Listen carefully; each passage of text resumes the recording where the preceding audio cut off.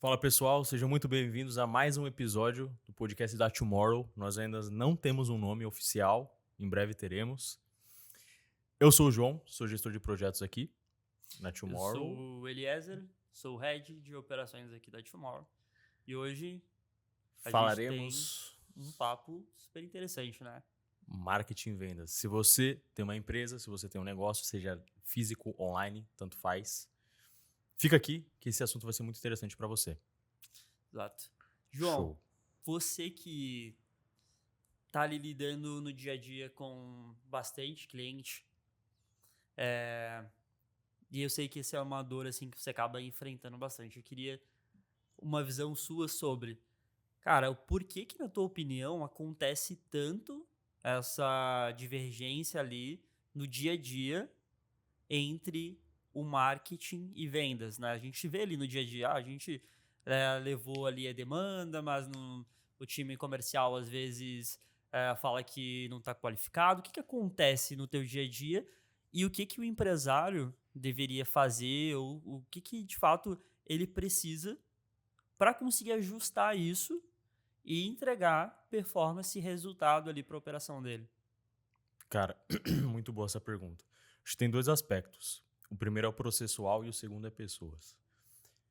Primeiro, sobre o ponto de vista processual, a maioria dos negócios, eu diria assim, ainda não sabe literalmente como lidar com uma operação inbound. Então, quero dizer, lidar com uma operação em que você faz captação de lead online, então você está utilizando do digital para capturar demanda, e aí o teu time comercial ele precisa realmente converter essa demanda em venda. Então, o processo como um todo, ele, apesar de hoje ser bastante conhecido, mas grande parte dos negócios não sabe como operar. Então, por exemplo, SLA. Ou seja, o lead chegou, tem que ter o tempo máximo ali para o vendedor conseguir atender. Isso já é um fator, a maioria das empresas não tem. Estruturação de equipe comercial, né? Então, às vezes, e não raro, né? Tem uma pessoa que faz o atendimento dos leads e essa mesma pessoa também faz a reunião. Tem um caso muito específico na minha cabeça que você vai saber qual é que é. Ah, Mas o que acontece? Já nessa estrutura também é muito difícil de fazer funcionar. Por quê?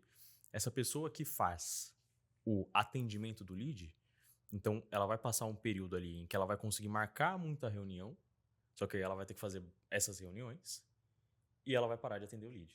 Ou seja, ela vai ficar sempre numa montanha russa.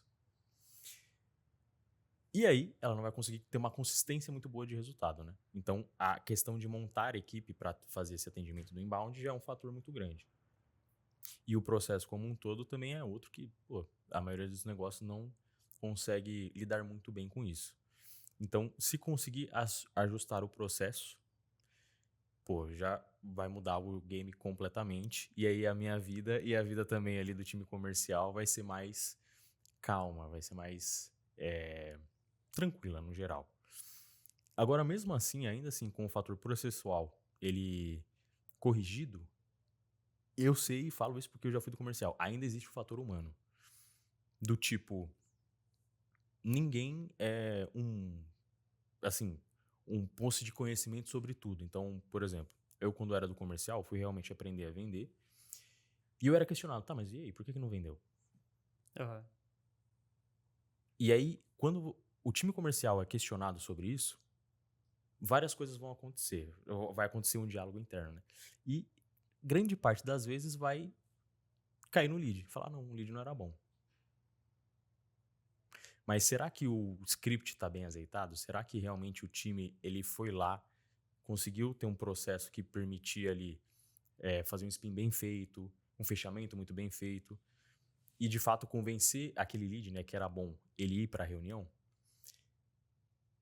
Esse fator humano ele também ele conta muito. E aí às vezes eu acabo vendo isso quando eu vou falar com o time comercial e eu vejo lá, tem 100 leads. Aí o time comercial fala, ah, não, mas os leads não vieram bom. Mas desses 100, nenhum era bom? Muito difícil, né? Tem esses Vê se dois. você concorda com isso. Eu acredito, e pelo que eu observo ali nos projetos, que para lidar com o inbound, para que de fato o empresário consiga ter performance, quando ele está lidando com esse tipo de demanda, ele necessariamente precisa sofisticar o comercial. Porque é diferente, a demanda que ela vem, que o empresário está acostumado normalmente com o quê? As indicações que vem, amigo, alguma coisa ali, ou que vem através do orgânico. Esse tipo de demanda, que chega naturalmente para a empresa, é uma demanda que já tem um nível de consciência maior, porque foi uma pessoa que ela buscou a empresa, ou que ela foi indicada por alguém próximo, alguém de confiança. Então, quando ela chega, ela está muito mais no momento de compra e tem um nível de conhecimento sobre o problema dela, sobre o que ela quer solucionar. E está no momento de compra mais ativo. Agora, quando você está navegando ali nas redes sociais, na internet como um todo, do nada você vê um anúncio. E aí, às vezes, te interessa, mas às vezes você não tá no momento de compra ideal. Mas, cara, isso faz sentido pra você. Você clica pra falar com a empresa, pra tentar entender. Pô, será que você consegue me ajudar? Será que não? É um momento diferente. Você precisa ter um comercial mais sofisticado, porque aí você precisa levar esse nível durante uma jornada um pouco maior. Você precisa trabalhar um pouco mais a questão de consciência desse cliente, questão de objeções e acelerar o processo de compra dele, porque às vezes o processo de compra dele, no estado que ele chegou, demoraria mais tempo. E aí é o comercial que vai encurtar esse processo de compra e elevar o nível de consciência mais rápido possível. E aí precisa de uma sofisticação. Total, completamente. Pô, eu, inclusive, esses dias, cara, participei de um processo que ele foi redondinho. Eu vi ali um anúncio, né, na internet, Uhum. sobre um mastermind ali. Converti, o SDR foi lá, fez o processo comigo, fui pra reunião e, pô, a reunião de vendas foi muito bem feita. Ancorou o preço lá em cima, quando fez a oferta de fato, falei, pô, legal. Mesmo eu sendo de vendas, falei, pô, faz sentido. Já sabia como é que era o processo, mas Uhum. como ele foi também muito bem feito, ajudou de fato ali a acelerar o meu fechamento. Se a pessoa de vendas ela não tivesse feito uma oferta que fosse muito coerente, pô, ancorada e tal, talvez eu realmente, mesmo sendo um cliente potencial, deixaria para depois. E é complicado, né? Porque você não pode deixar o cliente ficar pensando muito, porque depois ele vai Sim. esquecer e tal. Então, é um processo que realmente exige uma sofisticação, de fato. Não à toa, vejo muitas consultorias comerciais crescendo. Todo mundo tem o sales no nome. Exato. E é engraçado, porque assim, o empresário brasileiro, em média, ele não tem de maneira separada as metas dele. Então, assim, o que são as minhas metas de marketing e o que são as minhas metas de vendas? E aí que a gente entra nesse papo de SLA, né? Uhum. Porque a gente precisa entender, beleza?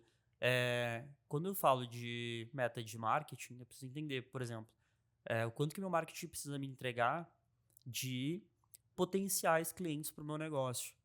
Né? Então, assim, chega pessoas que realmente estão interessadas, o marketing está conseguindo fazer o trabalho dele de gerar uma demanda para o meu time comercial. Ok, qual é a minha meta disso? E Cara, aí eu separo. E aí eu vou olhar também pro meu marketing. Beleza, o meu marketing ele tem que receber tantas pessoas interessadas, mas o quanto que ele precisa extrair disso, né? perfeito. Porque precisa ter esse SLA, essa responsabilidade de maneira separada. Cara, excelente ponto. E aí entra também numa pergunta que eu queria fazer, né? Que é, já que existe de fato esse problema, esse desalinhamento, como que dá para alinhar o processo entre marketing e vendas? Para parar com essa briga de ele era ruim, mas eu te entreguei. Eu acho que sim. Precisa primeiro existir essas metas de maneira separadas. Então cada um precisa entender ali a responsabilidade. Mas uma prática que é muito legal é ter também uma bonificação para o processo completo. Então, assim, quando a gente fala de vendas como um todo, o quanto que de fato o marketing está sendo beneficiado quando acontece uma venda, né? E aí a gente entender como que a gente pode unir todo esse processo e deixar esse processo assim um pouco mais fluido de fato, né? Como que você vê assim as empresas hoje que estão operando isso que mais funcionam? Cara, legal, legal. Acho que até para esmiuçar e fazer quem tá ouvindo também conseguir enxergar o processo como um todo, quebrando em etapas, né? Uhum. Primeiro, o marketing ali ele vai ter que gerar demanda, capturar demanda. Aham. E aí, uma vez que essa missão ela foi cumprida, e ela pode ser cumprida através de um preenchimento de um formulário, através de um contato no WhatsApp, existe a primeira análise. Pô, quantos contatos eu gerei? Quantos realmente eram válidos? Tem que fazer essa checagem, porque às vezes entra lead duplicado e tal, enfim. Então precisa ter Total. esse número de leads líquido, né? Depois disso, se foi um formulário, por exemplo, quantos desses leads tinham o perfil que eu queria? Então tem um lead, depois eu tenho esse lead qualificado pelo marketing. Depois dessa etapa, aí o time de vendas precisa entrar em contato e, de fato, validar que aquele lead, ele é bom. Falar, ó, realmente ele tem um perfil. E aí eu saí do que chamam de MQL, né? Eu tive o lead, que é o contato. Eu tive o lead qualificado pelo marketing, que chama de MQL. Algumas pessoas ali colocariam o SAL, né? Entre lead e MQL, SAL, que seria o Sales Accepted Lead, né? Uhum. Então, o comercial foi lá, entrou em contato, validou, legal. E só que entre ele preencher o formulário com as informações que eu queria e ele de fato se tornar uma oportunidade, também tem um gap. Sim. Então, seguindo etapas, né? Lead, MQL, SAL, e aí, de fato, a oportunidade, que seria o SQL, né? Sales Qualified Lead. Então, aí já é o momento em que o comercial, ele de fato conseguiu validar tudo. Pô, eu tenho perfil, consegui levar para reunião, tem uma oportunidade na mesa. Aham. Então, às vezes o marketing, ele não vai conseguir, de fato, ter ali uma influência completa sobre o SQL, sobre essa oportunidade ali que estava com o time comercial. Mas os leads com perfil, sim. E aí, sobre isso, né, dá para estabelecer o que você falou, de meta. Então, por exemplo, eu Aham. preciso de leads que tenham um faturamento ali acima de 100 mil. Então, eu preciso, às vezes, né, sobre esse lead que tem um faturamento acima de 100 mil, eu consigo projetar uma receita. Pô, se eu fechar ele pode trazer uma receita de tanto. Então, eu preciso de 100 leads desse para conseguir bater minha meta de marketing. E aí, pô, estabeleceu. E aí você acha, então, que o que vai gerar, de fato, esse SLA é a clareza de cada etapa, né? Porque, assim, se não Total. tiver a clareza e eu souber, meu lead qualificado, se ele tiver essas características, se ele perguntar isso, se ele cumprir isso daqui, ok, a gente considera um lead qualificado. E aí esse combinado, né, entre os dois times, que é o que vai, de fato, fazer esse processo ficar um pouco mais fluido, né? Porque quando Total. não tem essa clareza, que acontece esse tipo de coisa, né? Porque assim, eu entreguei uma demanda que de fato fazia sentido ou não. Quando tem clareza, o time comercial ele consegue entender, cara, entrou exatamente 50 oportunidades aqui para mim no meu pipe, para mim conseguir trabalhar. E aí a gente consegue, né, entregar a meta de marketing, entregar a meta de vendas. Uma das coisas que eu ouvi, inclusive, na minha época de comercial foi, cara, olhar número qualquer um olha. Mas. E aí eu acho que até que foi uma coisa boa, porque de fato ali, quem tá liderando a equipe comercial tem que, pô, fazer o cara sonhar, fazer o cara motivar, porque o resultado dele vai vir da venda que ele fez. Sim. Só que começou a se tornar um discurso vazio, porque o ponto de vista foi, pô, olhar para número, qualquer um olha. Só que para levar a empresa para outro nível, você precisa de alguém que seja um visionário, que acredite. E às vezes você ouve esse discurso e fala, tá bom, eu acredito. Mas vai chegar na hora, vai ser difícil.